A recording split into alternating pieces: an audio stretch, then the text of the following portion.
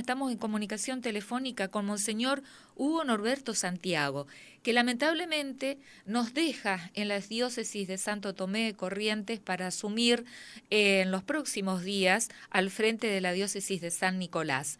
Monseñor Hugo Norberto Santiago, ¿qué tal? ¿Cómo le va? Buenos días. ¿Qué tal? ¿Cómo anda? ¿Bien? Muy bien, ¿usted? Bien, bien, muy bien. Aquí estamos. ¿Preparándose ya cuándo asume la diócesis de San Nicolás, Sí, Monseñor? sí, como dije otras veces, con sentimientos encontrados, porque bueno, son prácticamente 10 años en Santo Tomé. La verdad que me sentía muy bien, muy en familia, muy integrado ya, y bueno, con muchos proyectos, pero bueno, me sorprendió un poquito esto del Papa, así que también es una confianza de Dios, de la Iglesia, de Él. Y bueno, estamos partiendo para, digamos, asumir esa nueva misión. La semana que viene llevo las cosas, digamos, ya llevé todo, tengo que ir a acomodarlas y asumo el 11 de noviembre. Lo que ocurre es que antes de eso está la asamblea plenaria del episcopado, o sea, por lo tanto tengo la semana que viene solamente para acomodar un poco mis cosas, instalarme y ya después voy a la asamblea y al final de la asamblea, el viernes 11 a las 19 horas, asumo en una misa ahí en San Nicolás. Una Así que diócesis. estamos con cuenta regresiva. Exactamente, una diócesis sumamente más grande, ¿no?, que la diócesis de Santo Sí, Tomé. sí, sí, es una diócesis muy grande, tiene 62 parroquias, más de 100 sacerdotes, son 5 partidos, serían nuestros departamentos, ¿no es cierto? Pues es provincia de Buenos Aires ya, aunque pastoralmente pertenece a la zona litoral. Voy a trabajar junto con los obispos del litoral, que es Rosario, Santa Fe, Gualeguaychú, Concordia, Rafaela, todo eso, esas diócesis forman parte de la, digamos, lo que se llama la zona pastoral del litoral. Y San Nicolás pertenece a esa zona pastoral, aunque ya está en provincia de Buenos Aires. Monseñor Domingo Salvador Castaña, arzobispo emérito de Corrientes, que fue también obispo de la diócesis de San Nicolás, estará llegando de Roma, que viajó para participar de la canonización del cura Brochero, exactamente creo que unos días antes para acompañarlo a usted en su asunción en la diócesis. Sí, no sabía de eso, pero sí, me alegro que Bueno, sea se lo porque, adelanto. bueno, él es alguien con el cual quedamos que íbamos a hablar, para que me cuente un poquito, ya que estuvo muchos años allí. Siempre viene bien escuchar a los que estuvieron y, bueno, así como ahora estuve hablando con Monseñor Cardelli, que es el obispo que se jubiló, digamos, que el Papa le aceptó la renuncia por los 75 años de edad. Y bueno, con él también estuve charlando, ahora que voy volvemos a encontrarnos para dialogar bastante, así que siempre hace bien dialogar con quienes han estado y más Monseñor Castaña, que trabajó tanto por el santuario, ¿no es cierto?, por esta devoción a Nuestra Señora de San Nicolás. Bueno, se lo adelanto entonces. Estaría llegando de Roma para acompañarlo a usted en su asunción en la diócesis de San Nicolás. Bueno, Monseñor, me da una buena noticia, qué bueno. Monseñor Santiago, bueno, consultarlo sobre esta desclasificación de los archivos de la dictadura militar en nuestro país, comprendido entre los años 1976 y 1983, promovido esto por el propio Papa Francisco, ¿no?, que se dio a conocer la semana pasada este comunicado. ¿Cuál es su opinión? Bueno, no sé si voy a poder opinar mucho más de lo que ya se dijo en conferencia de prensa, ¿no es cierto?, la comisión ejecutiva. En realidad hace muchos años que se viene trabajando por ordenar los archivos, ¿no? Eso es lo primero, porque si ahora se dan a conocer los archivos, me parece que también se puede dar a conocer el camino que se recorrió. Había abundante material que en todos estos años se fue tratando de ordenar, de clasificar, ¿no? Porque imagínense que ya pasaron unos cuantos años de aquella época y sin embargo el material, digamos, que había que, bueno, que con otras cosas que hay en los archivos de las conferencias, irlos ordenando, clasificando, ¿no es cierto? Para eso hubo que contratar una experta en archivos, ¿no es cierto?, que digamos que son los que saben hacer esas cosas, porque no se hace de cualquier manera. Así que un trabajo de años que ahora culmina con esto, que que creo que es de manera, de acuerdo a lo que oí, restrictiva, es decir, está abierta a quienes tienen familiares, ¿no es cierto?, de aquella época, desaparecidos, digamos así, o quien pudiera tener que ver con esa correspondencia, ¿no? Lo cual es una respuesta directa a ellos directamente. Yo me imagino que esto va a objetivar un montón de cosas también, porque fueron, digamos, creo que lo que se comete en general es un error al estudiar la historia, que se saca de contexto histórico lo que ocurrió, se lo trae al presente y se hace un juicio desde el presente. Ese en general es un error. Lo que primero hay que considerar que fueron años bastante confusos, difíciles, ¿no es cierto? Y que, bueno, las cosas no estaban tan claras como hoy, por ejemplo, donde tenemos un juicio bastante más claro, ¿no es cierto? Había una confusión social bastante importante. Yo en ese momento estaba haciendo el servicio militar en Granaderos, me acuerdo, en el 76, en Palermo, en el mismísimo Buenos Aires. Y era duro porque la verdad que el clima era sumamente violento, siempre se escuchaba muerte, ¿no es cierto?, todas las semanas, explosiones, era una cosa fea realmente. Y bueno, desde aquella época hasta el día de hoy se han hecho muchos análisis, muchos juicios, ¿no es cierto? También, qué sé yo, acusaciones y absoluciones de cómo trabajaron los obispos en aquel tiempo. Bueno, esto creo que va a objetivar, va a ayudar mucho más a ver en vivo lo que realmente había, ¿no es cierto? Y la gestión que hicieron muchos obispos de entonces, bueno, obviamente para intentar que se respeten los derechos humanos, ¿no es cierto? Por ejemplo, hay un documento que es testigo de la época y también de la postura de los obispos, que se llama Iglesia y Comunidad Nacional. Es de aquellas épocas, hay que leer ese documento porque ahí aparece cómo en aquel tiempo, ¿no es cierto?, los obispos condenaban, por ejemplo, la condena sin juicio previo, obviamente la tortura, la clandestinidad, ¿no es cierto?, todo eso que hubo de tan feo. Y también diversas opiniones que había. Pero me parece que esto va a ayudar a objetivar todo eso, ¿ves? Porque a veces cuando no se sabe, uno imagina, ¿no es cierto? Y puede imaginar bien o puede imaginar mal. O también hay... ¿Hola? Sí, lo estamos escuchando atentamente, Ok. monseñor. Entonces también también ha habido películas, yo he visto películas de la época, que de acuerdo a la tendencia política del momento se da una lectura y una interpretación. También los últimos tiempos, ¿no es cierto?, de gobierno, del gobierno anterior hubo una lectura sobre el hecho, entonces una utilización también de aquello, ¿no? Entonces hay muchos como intereses también, lecturas diversas e intereses, a veces no muy buenos, ¿no es cierto?, porque, qué sé yo, haber querido usar aquello políticamente está muy mal. Lo que hay que hacer es, en todo caso, tener el juicio lo más objetivo posible, ¿no es cierto? Y entonces se evita eso de, digamos, a lo mejor de condenas o juicios injustos, ¿no es cierto? Se ve la realidad, digamos. Claro, Se ve lo que hicieron, porque la correspondencia evidentemente estaba dirigida a obispos de aquella época.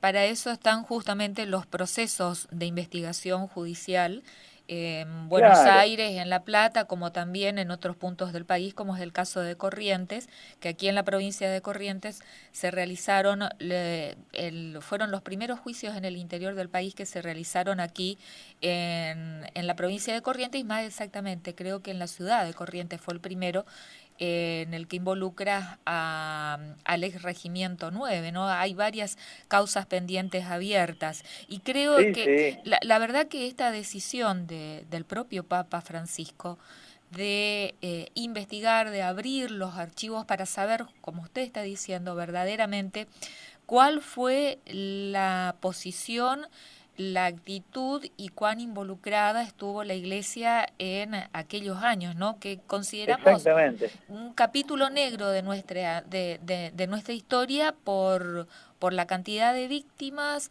Sí, claro. por la violencia desatada, y va a servir para conocer tanto a los que favorecieron al terrorismo de Estado desde la Iglesia en forma directa, como también las víctimas que se produjo dentro de la Iglesia, producto Y del sí, terrorismo de Estado, y también aquellos que han denunciado estos actos ilícitos, ¿no? y sí. Aquellos que a través de la Iglesia han denunciado y que no perdieron la vida, pero hay de todo, quienes colaboraron en forma directa, quienes denunciaron, quienes combatieron Sí, y quienes fueron víctimas, porque también dentro de la Iglesia hay obispos muertos y sacerdotes muertos, ¿no? Como consecuencia del sí, terrorismo de Estado. sí, sin duda. Sí, mire, le puedo dar un dato que es del cual soy testigo directo, por eso lo doy, si no, no lo daría. Por ejemplo, cuando yo estaba en el seminario de Córdoba, estaban los seminaristas de la arquidiócesis de Santa Fe, y Monseñor Saspé los venía a ver. Y él, en los últimos tiempos que venía, les dijo que ya viajaba solo porque estaba amenazado, por ejemplo, ¿no? Después no murió víctima de la violencia, pero por ejemplo, eso muestra, yo sé que ellos visitaron a sacerdotes en las cárceles y los salvaron que los maten, por ejemplo. De eso me consta, porque bueno, yo en la diócesis cercana. Bueno, eso también es bueno decirlo porque en general no se dice mucho, más vale. A ver, no es tomar una actitud defensiva, porque total ahora estas cartas van a mostrar mucho de lo objetivo que hubo, ¿no es cierto? Pero es cierto, es como dice usted, hay víctimas también, ¿no es cierto? Entre los cuales sacerdotes, obispos de aquella época. Monseñor Devoto también, ¿no? Que fue Sí, nomás que Monseñor Devoto, bueno, ya saben todos, tuvo un accidente, eso es más claro, ¿no? Porque iba manejando, creo, un catequista, me parece, no me acuerdo con exactitud, pero creo que era un catequista el que manejaba. Ese fue un accidente bastante claro, porque bueno, era alguien de confianza de él. Además, no sé, no me acuerdo si murieron juntos también en el accidente, pero sí era gente, lo que sí se puede decir de Monseñor Devoto, que era gente muy comprometida con la cuestión social, totalmente, no por eran eso, observadores no, digamos, pasivos, ¿no? pasivos, exactamente, Era gente muy comprometida. por eso Y justamente lo bueno, hubo menciono. quien se comprometió mucho más así, otros menos, otros, digamos, perplejos, otros, digamos, también para otro lado, ¿no es cierto? Eso hoy se sabe, y creo que la Iglesia lo ha reconocido y ha pedido perdón en varias oportunidades. Yo no sé si hay otra institución que, bueno, a veces uno diría, bueno, es como reconocer humildemente también los límites, ¿no es cierto? Siempre cuando hay cuestiones sociales, digamos, se suelen tomar posturas. No creo de haber justificado la tortura y la muerte, pero sí de no haber apoyado, por ejemplo, la guerrilla y todo eso, seguro que hubo gente, eso se ha dicho, así que no hay problema de aceptarlo, ¿no es cierto? Bueno, pero La de Iglesia todo, en muchos casos ha pedido perdón, por ejemplo, por no haber intervenido a lo mejor con más intensidad, por ejemplo, ¿no? Pero eso hoy se ve con claridad desde por qué ha pasado el tiempo. En aquellos tiempos me parece que la cosa era un poquito más perpleja, ¿no? Por ejemplo, yo le digo una cosa, para ver, yo era un soldado, por lo tanto, estaba dentro involuntariamente, estaba haciendo el servicio militar, ¿no?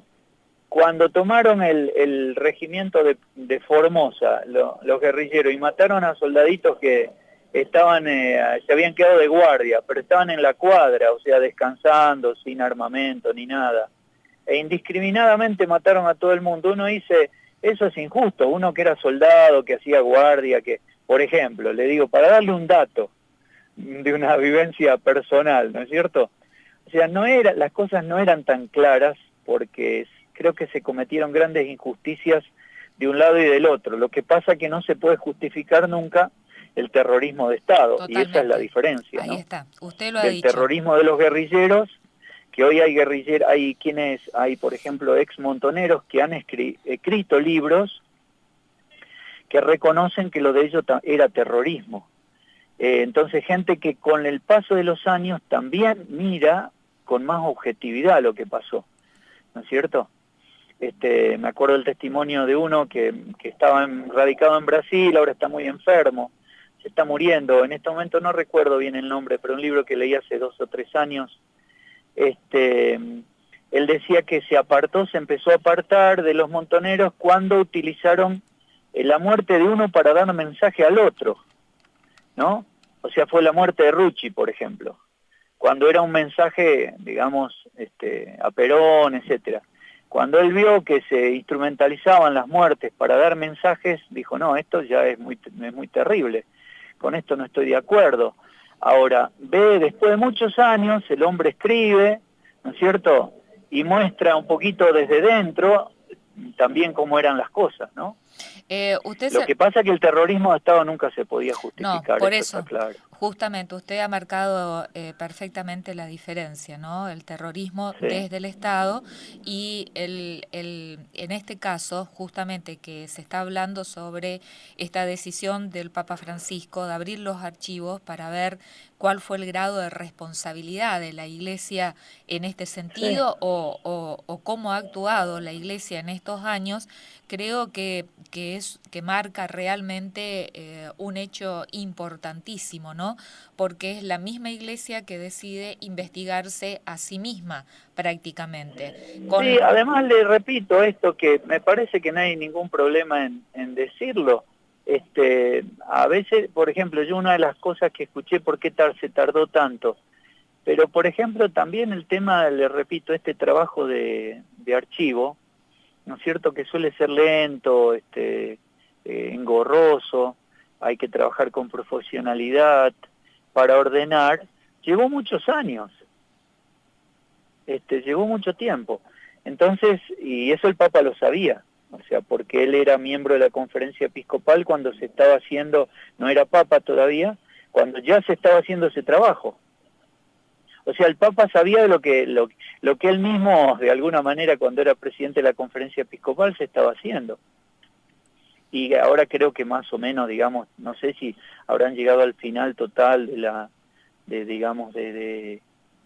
del ordenamiento de los archivos, me imagino que sí, no lo sé con certeza, pero imagino o que debe faltar poco o que se terminó el trabajo.